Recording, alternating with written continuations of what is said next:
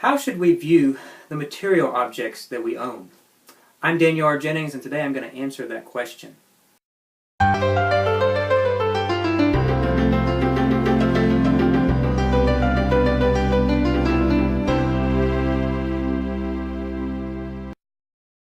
There are two types of people in the world when it comes to looking at material objects. Some people look at material objects as status symbols to help them appear or be more valuable to society.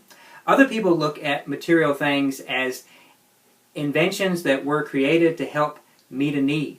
I'll give you the perfect example. Two people go to a car lot and want to buy a car. One person goes because they think that the type of car they drive determines the value that they have to society. That person is going to end up buying a much more expensive car and usually end up going into a high amount of debt so that they can have the car that they want. The other person looks at the material object, the car, as something that gives them meets a need for them. So they realize that the purpose of a car is to get them from point A to point B. So they're looking for a car that can do that. They're going to leave the car lot with a much less expensive model car and one that will do for them, meet the basic need for them, that the much more expensive one also will. The difference between the two people is that, people who look at material objects to give them value, and it's not just cars, it's clothes, the house we live in, the neighborhood we choose, all those things. Those people ultimately end up being less fulfilled than people who look at objects for the reasons they were created and use them for that reason.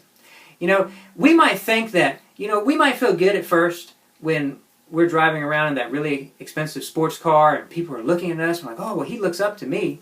But in reality, he's not looking up to you. He's looking up to your car. When you walk down the street with that $1,000 shirt on, compared to the $10 or $20 one maybe at Walmart, and people turn their eyes and look at you, they're not looking at you. They're looking at your shirt.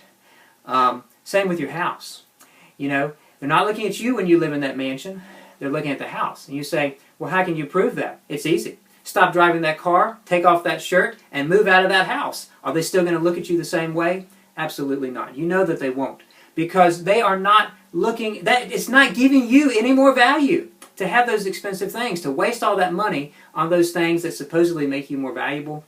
It's not giving you any more value. So what you need to do is you need to stop using material things to try and give your life value. You'll save a lot of money and you'll end up being a more fulfilled person because you'll have to look somewhere else for that that value. Now don't look in another wrong area. You need to look in to find your value. You need to look at how God views you as a person.